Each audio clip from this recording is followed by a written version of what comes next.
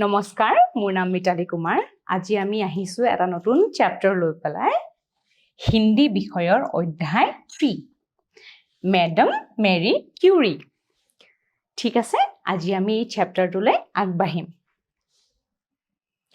मेरी क्यूरी बचपन में मारिया स्कोलोडोव्स्का नाम से जानी जाती थी এতিয়া मेरी क्यूरीৰ बचपन में মানে অৰ্থাৎ শৈশৱৰ নামটো কি আছিল मारिया स्कोलोडोव्स्का ঠিক আছে मारिया स्कोलोडोव्स्का स्पेलिंग टू बाननটো তোমালোকে এবাৰ ভালকে চাই লবা दोस्त प्यार से उन्हें मान्या पुकारते थे दोस्त प्यार से माने तेर बंधु সকলে তেও কি বুলি মাতিছিলে मान्य उनका जन्म 1867 इंग में 7 नवंबर को वार्सा पोलैंड में हुआ था तेर जन्म केতিয়া হৈছিলে 1867 ৰ 7 নৱেম্বৰ তোমালোকে আন্ডাৰলাইন কৰা খিনি ভালকে চাই লবা ঠিক আছে খিনি ইম্পৰ্টেন্ট হয় এতিয়া জায়গাটো কি আছিল वार्सा পোলেণ্ডৰ वार्सा নামৰ জায়গাত 1867 ত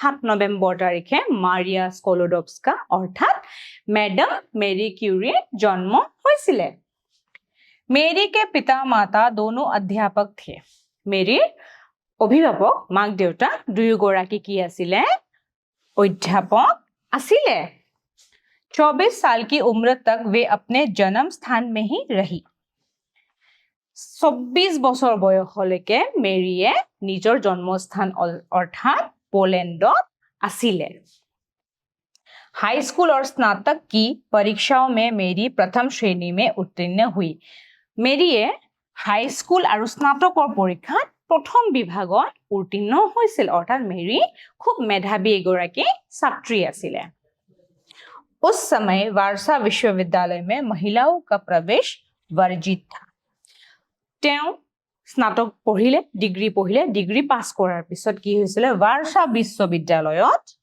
তেওঁ এডমিশন নাম ভৰ্তি পোৱা নাছিলে কিহৰ কাৰণে সেই সময়ত মহিলা वार्सा বিদ্যালয়ত नाम भर्ती কৰিবলৈ অনুমতি দিয়া हुआ নাছিলে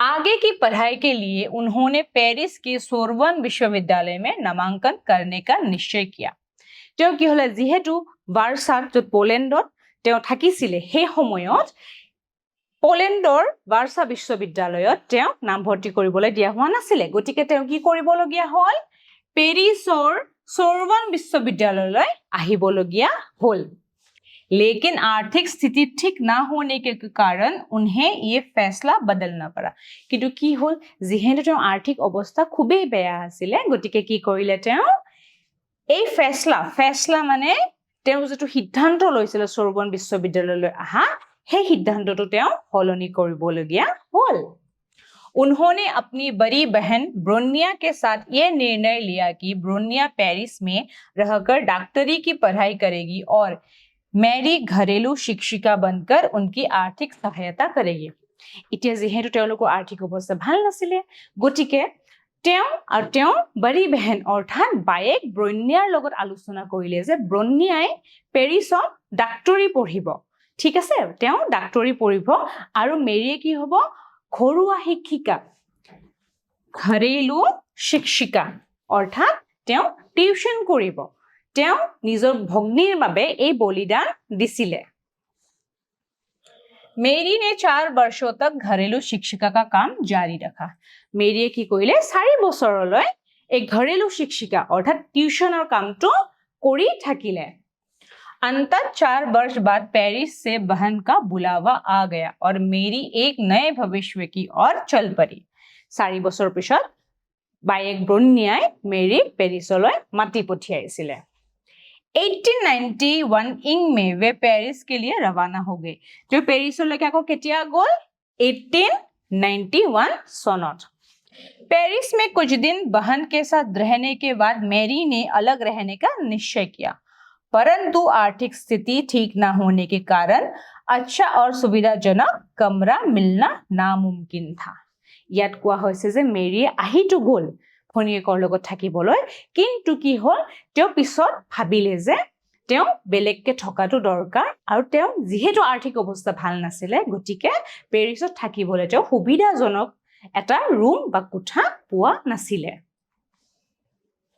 इसलिए मैरी को छठी मंजिल पर एक ऐसा कमरा किराए पर लेना पड़ा जो गर्मी में बहुत गर्म और सर्दी में बहुत ठंडा हो जाता था ইয়াত কি কোৱা হৈছিলে মেৰিয়ে যেহেতু পইচা নাছিলে গতিকে মেৰিয়ে এনেকুৱা এটা ৰুম ল'বলগীয়া হ'ল छठी मंजिल মানে 6 নম্বৰ বিল্ডিঙৰ 6 নম্বৰ তলাত এনেকুৱা এটা ৰুম ল'ব লগা হৈছিলে কোঠা এটা ল'ব লগা হৈছিলে जो गर्मी में गर्म और सर्दी में बहुत ठंडा होता था गरमत खूब गरम और ठंडा खूबे ठंडा आसिले पेरिस में ही उनका परिचय एक वैज्ञानिक से हुआ पेरिसत मेरी जेतिया आसिले তেওঁৰ পৰিচয় এগৰাকী বৈজ্ঞানিকৰ লগত হৈছিলে जिनका नाम था पियरे क्यूरी তেওঁৰ নাম আছিলে বৈজ্ঞানিক গৰাকীৰ নাম আছিলে কি पियरे क्यूरी पियरे वैज्ञानिक कार्य के प्रति पूर्णतः समर्पित वैज्ञानिक थे তেওঁ কি আছিলে তেওঁ বিজ্ঞানীৰ প্ৰতি তেওঁ এগৰাকী ভাল বিজ্ঞানী আছিলে ন তেওঁ বিজ্ঞানৰ প্ৰতি খুব ৰুচি ৰাখিছিলে আৰু তেওঁ বৈজ্ঞানিক কামবোৰ খুব ভালদৰে কৰিছিলে दोनों ने एक दूसरे को पसंद किया और 1895 में पियरे क्यूरी और मैरी क्यूरी विवाह सूत्र में बन गए তেওঁ মেৰী আৰু পিয়েৰে কিউৰীৰ মাজত ভাল পোৱা আৰম্ভ হ'ল তেওঁলোকে আজীৱন একেলগে থকাৰ প্ৰতিশ্ৰুতিৰে 1895 सनत विवाहपाशत आबद्ध हल मैरी क्यूरी के लिए मातृत्व भी बेहद प्रेरणादायक अनुभव था कि होइसिले मैरी क्यूरीर বাবে मातृत्व एक खूब प्रेरणादायक अनुभव आसिले इन्होंने 2 बेटियों का जन्म दिया তেওঁ দুগৰাকী পুত্ৰী সন্তানৰ জন্ম হৈছিলে 1867 ইং में आयरिन हुई और 1904 में ईव তেওঁ পুত্ৰী দুগৰাকীৰ নাম আছিলে आयरिन আৰু ईव एक सक्रिय फ्रेंच नागरिक होने पर भी क्यूरी अपना पॉलिश परिचय खोना नहीं चाहती थी তেওঁ যেহেতু পেৰিছত আছিলে তেওঁ ফ্ৰেঞ্চ নাগৰিক আছিলে কিন্তু তথাপিওতে যেহেতু কি আছিলে পোলেণ্ডৰ আছিলে পলিশ আছিলে যেনেকৈ আমি অসমত থাকো গতিকে আমি অসমীয়া তেওঁ পোলেণ্ডৰ আছিলে গতিকে তেওঁলোক পলিশ আছিলে যদিও তেওঁলোক ফ্ৰেঞ্চৰ নাগৰিক আছিলে পিছলে যেহেতু পেৰিছত আহিছিলে ফ্ৰেঞ্চৰ নাগৰিক আছিলে কিন্তু তেওঁ যেহেতু জন্মস্থান পোলেণ্ডত গতিকে তেওঁ এগৰাকী পলিশ আছিলে আৰু তেওঁ জন্মস্থানৰ প্ৰতি খুব प्रेम भाव श्रद्धा भाव आसिले उनके मन में अपनी मातृभूमि के प्रति अपार प्रेम था मैं मात्र कोलुए तो मातृभूमिर प्रति खूब एटा श्रद्धा आसिले वे अपनी बेटियों को भी पॉलिश भाषा सिखाती थी और दोनों को पोलैंड की सैर कराती थी তেওঁ দুই পুত্ৰীক পলিশ ভাষা শিকাইছিলে আৰু পোলেণ্ডলৈকেও সঘনাই লৈ গৈছিলে इसके बाद क्यूरी दंपति के एक साधारण कमरे को प्रयोगशाला का रूप देकर शोध कार्य आरंभ किया जेहेतु मेरीर विज्ञाনৰ প্ৰতি ৰুচি আছিল আৰু পিয়েৰে কিউৰী এগৰাকী বিজ্ঞানী আছিল গতিকে তেওঁলোকে দুয়ো মিলি পেলাই প্ৰয়োগশালা মানে অৰ্থাৎ পৰীক্ষাগাৰ বিজ্ঞানৰ যে পৰীক্ষাগাৰবোৰ থাকে তেনেকুৱা পৰীক্ষাগাৰৰ তেওঁলোকে পৰীক্ষা নিৰীক্ষা কৰা আৰম্ভ কৰিছিল उन्होंने देखा कि शुद्ध यूरेनियम की जगह यूरेनियम खनिज में अधिक सक्रियता होती है তেওঁলোকে দেখিলে যে শুদ্ধ ইউৰেনিয়ামৰ জায়গাত यूरेनियम खनिजত অধিক সক্ৰিয়তা আছে और इससे ये प्रमाणित होता है कि मिश्रित यूरेनियम में कोई अज्ञात सक्रिय तत्व है ইয়াৰ পৰা তেওঁলোক প্ৰমাণিত হ'ল যে মিশ্ৰিত ইউৰেনিয়ামত অজ্ঞাত সক্ৰিয় কিছুমান তত্ত্ব আছে उन लोगों ने अनुमान लगाया कि पिट्स ब्लेड नामक खनिज में ये तत्व है তেওঁলোকে অনুমান লগাইছিলে কি पिट्स ब्लेड এটা একটা খনিজ পদাৰ্থ হয় पिट्स ब्लेड नामक खनिज में ये तत्व है माने এই তত্ত্বটো আছে लेकिन पिच ब्लेड कोई आम चीज नहीं है इसका मूल्य बहुत ज्यादा है पिच ब्लेड যোনটো খনিজ হয় এইটোৰ মূল্য অধিক আছিল सौभाग्य से ऑस्ट्रिया सरकार उपहार स्वरूप क्यूरी दंपति को शोध कार्य के लिए 1 टन पिच ब्लेड देने के लिए राजी हो गए কি কৰিলে অস্ট্ৰিয়া সৰকাৰে 1 টন পিচ ব্লেড কিউৰী দম্পতীক দিবলৈ মান্তি হৈ গৈছিলে। क्यूरी दंपति का ये शोध कार्य धैर्य अध्यवसाय और आत्मस्वर्ग की मिसाल था। তেওঁ খুব ধৈৰ্যৰে এই কামখিনি কৰি গৈছিলে। ये कार्य किसी युद्ध से कम न था। যেহেতু এই পৰীক্ষা নিৰীক্ষাবোৰ কি বছৰ বছৰ ধৰি পেলাই চলি থাকে, তাৰ অন্তত এটা আমি ফলাফল পাওঁ। গতিকে এইটো যুদ্ধতকে কোনো কম কথা নহয়। कई टन रासायनिक पदार्थों को बड़े बड़े पात्रों में उबालने और इनके परिष्करण का काम शुरू हो गया। বিভিন্ন বহুতখিনি মানে ৰাসায়নিক পদাৰ্থ कई टन ৰাসায়নিক পদাৰ্থ ডাঙৰ ডাঙৰ পাত্ৰবিলাকত কি কৰিলে উবালনে के लिए মানে উতলিবলৈ আৰম্ভ কৰিলে। আৰু ইনকা পৰিষ্কৰণ মানে এই উতলিবলৈ যিখিনি কাৰ্য হয় সেই কাৰ্যখিনি আৰম্ভ তেওঁলোকে কৰিলে। दोनों महीनों तक उबलते पदार्थों से निकलते वाले भाप के संपर्क में रहे। যিহেতু সেই পদাৰ্থবিলাক কি উতলি আছিলে, সেই উতলা পদাৰ্থবিলাক যিবিলাক ভাপ আহিছিলে, যেটো পৰীক্ষাগাৰটো খুব সৰু আছিলে, সেই ভাপবোৰ যাবলৈও কোনো জেগা নাছিলে। গতিকে সেই ভাপবিলাক তেওঁলোকে সেৱন কৰিবলগীয়া হৈছিলে, কাৰণ তেওঁলোকে বছৰ বছৰ ধৰি পৰীক্ষা নিৰীক্ষাবোৰ কৰি গৈছিলে। घर परिवार के बारे में सोचने के लिए उनके पास समय नहीं था। যিহেতু তেওঁলোকে ইমান ব্যস্ত আছিলে, তেওঁলোকৰ জীৱন ইমান ব্যস্ত আছিলে, গতিকে তেওঁলোকে ঘৰৰ বিষয়ে পৰিয়ালৰ বিষয়ে ভাবিবলৈ তেওঁলোকৰ সময়ে নাছিলে। काम की अधिकता देखकर पियरे कभी-कभी निराश भी हो जाते थे। মানে ইমানেই কাম আছিলে যে পিয়ৰে কিউৰী মাজে মাজে নিৰাশ হৈ গৈছিলে। लेकिन मेरी की लगन और उमंग में कोई कमी नहीं थी। মানে মেৰিয়ে কিন্তু তেওঁ ইচ্ছাটো, তেওঁৰ প্ৰবল শক্তিটো কামখিনিৰ প্ৰতি আছিলে। তেওঁ খুব ইচ্ছা কৰি কামখিনি কৰিবলৈ বিচাৰিছিলে। তেওঁ এটা সিদ্ধান্ত, এটা ফলাফল লাগিছিলে। उबलते पदार्थों को लंबी छड़ी से हिलाना। এই যে পদাৰ্থবোৰ যে উতলি থাকিছিল, ডাঙৰ ডাঙৰ পাত্ৰবিলাকত কি হৈছিলে পদাৰ্থবিলাক উতলি থাকিছিলে, সেই পদাৰ্থবিলাক ডাঙৰ এনেকে লাঠিৰে এনেকে এনেকে হিলাব লাগিছিল। খুব কষ্টৰ কাম আছিলে। अनावश्यक तरल को बाल्टी से दूर फेंकना। যিবিলাক দৰকাৰ নাছিলে তৰল পদাৰ্থবিলাক বাল্টিঙেৰে দূৰলৈকে পেলোৱা, এই সকলো কাম কোনে কৰিছিলে? মেৰিয়ে কৰিছিলে। आदि सब काम मेरी खुद करती थी। মেৰিয়ে নিজে কৰিছিলে। अत्यधिक परिश्रम के परिणाम स्वरूप उनके शरीर में टीबी का लक्षण दिखने लगे। মানে তেওঁ ইমানেই কষ্ট কৰিছিলে, তেওঁ এই পদাৰ্থবোৰ সেৱন কৰিছিলে, গতিকে তেওঁৰ শাৰীৰিক অসুস্থতা বাঢ়ি আহিছিলে। ফলত তেওঁৰ কি হৈছিলে? টিবি বেমাৰ হৈছিলে। আৰু এটা কথা মই তোমালোকক কৈ দিওঁ যে টিবি বেমাৰটো কি হয়, আগতে এটা মহামাৰী আছিলে। টিবি হলে খুব এটা বেয়া আছিলে, আৰু আজিকালি টিবিটো খুব বেয়া বেমাৰ নহয়, সোনকালে আমি স্বাস্থ্যৱান হ'ব পাৰো। আমি ইয়াৰ মানে বিভিন্ন সমাধান ওলাইছে, কিন্তু আগতে কি আছিলে এই ৰোগৰ সমাধান উলিওৱাটো খুব কষ্টকৰ আছিলে। টিবিৰ বিষয়ে তোমালোকে এবাৰ চাবা। এতিয়া আমি ইয়ালে আহা। एक बार तो उन्हें निमोनिया हो गया। টিবিৰ পিছত কি হ'ল? তেওঁৰ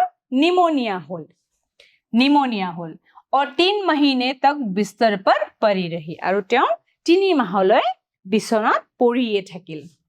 लेकिन कोई भी स्थिति उनको अपने लक्ष्य से विचलित न कर सके। কিন্তু তেওঁৰ টিবি হ'ল, তেওঁৰ নিমোনিয়া হ'ল, কিন্তু কি হৈছে তেওঁৰ যিটো লক্ষ্য আছিলে তেওঁৰ লক্ষ্যৰ পৰা কিন্তু বিচলিত হোৱা নাছিলে।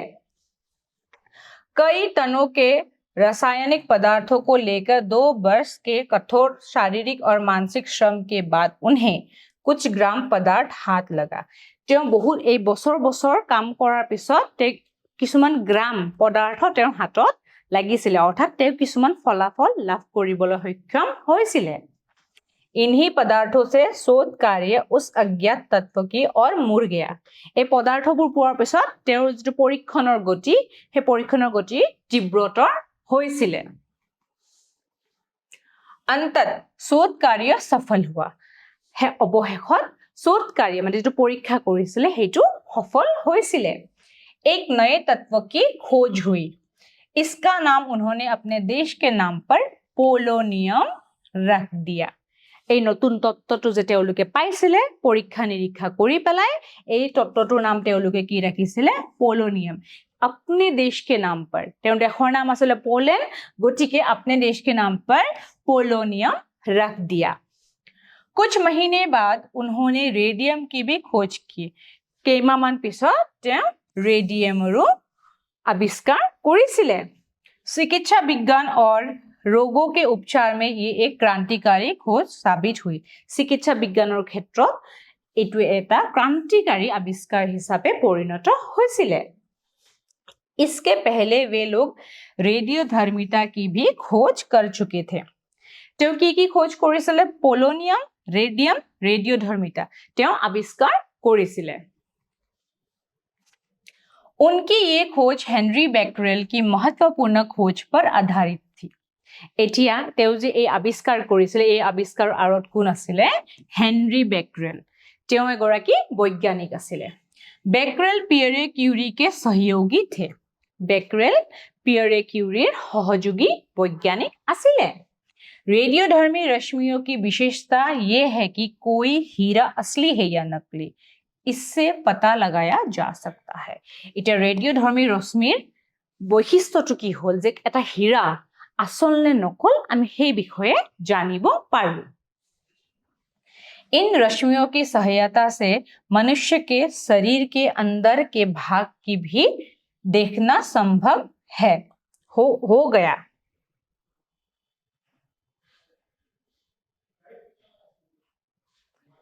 इन रश्मियों की सहायता से मनुष्य के शरीर के अंदर के भाग को भी देखना संभव हो गया। এই ৰশ্মিৰ সহায়ত মানুহৰ শৰীৰৰ ভিতৰতো আমি চাব পৰা হৈ গলো। उससे भी महत्वपूर्ण बात यह है कि रेडियम कैंसर जैसी जानलेवा बीमारी पर भी बहुत प्रभावकारी है। এটি এটা গুৰুত্বপূৰ্ণ কথা যে ৰেডিয়াম কেন্সাৰৰ দৰে বেমাৰৰ কাৰণেও খুব প্ৰভাৱকাৰী হিচাপে পৰিগণিত হৈছে। মানে কেন্সাৰৰো আমি সমস্যা সমাধান কৰিব পাৰো। কিহৰ বাবে? এই ৰেডিয়ামৰ বাবে। ঠিক আছে? এতিয়া চোৱা, তোমালোকে অধ্যায়টো পঢ়িলা, গতিকে তোমালোকে এই বিষয়ে গম পালা। ঠিক আছে? আমি এতিয়া মূল্যাংকনলৈকে আহিম। এতিয়া ইয়াত কোৱা হৈছে মেৰী কিউৰী কা জন্ম কব হুৱা থা। তোমালোকে কোৱাচোন, আমি এই অধ্যায়টোত পাই আহিলো নহয়, মেৰী কিউৰীৰ জন্ম কব হুৱা থা মানে কেতিয়া হৈছিলে। গতিকে আমি উত্তৰটো জানোৱে নহয়। মেৰী কিউৰী কা জন্ম হুৱা থা 1867 को 7 नवंबर को। কেতিয়া হৈছিলে মেৰী কিউৰীৰ জন্ম? 1867 7 नवंबर को। এতিয়া আমি দ্বিতীয় প্ৰশ্নটোলৈ আহোঁ। मैडम क्यूरी की बड़ी पुत्री का नाम आयरिन पियरे जूलियट था। इटिया मैडम मेरी क्यूरीर बड़ी पुत्री अर्थात डाঙৰ জনী কন্যা সন্তানৰ নাম কি আছিলে? আমি উত্তৰটো নিশ্চয় জানো, তেওঁৰ নাম আছিলে আইৰিন। এতিয়া আমি তৃতীয়টো প্ৰশ্নলৈ আহোঁ। मैरी क्यूरी बचपन में डैश नाम से जानी जाती थी। এতিয়া মেৰী কিউৰীৰ শৈশৱৰ নামটো কি আছিলে? আমি নিশ্চয় সকলোৱে জানো, তেওঁৰ শৈশৱৰ নামটো আছিলে মাৰিয়া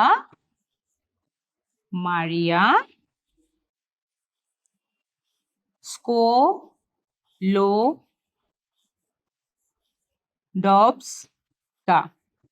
তোমালোকে এই বাননটো ভালকে চাবা। ঠিক আছে? আজিলৈ ইয়াতে সামৰিছো। আশা কৰো তোমালোকে সকলোৱে এই অধ্যায়টো ভালকে বুজি পাইছা। ধন্যবাদ।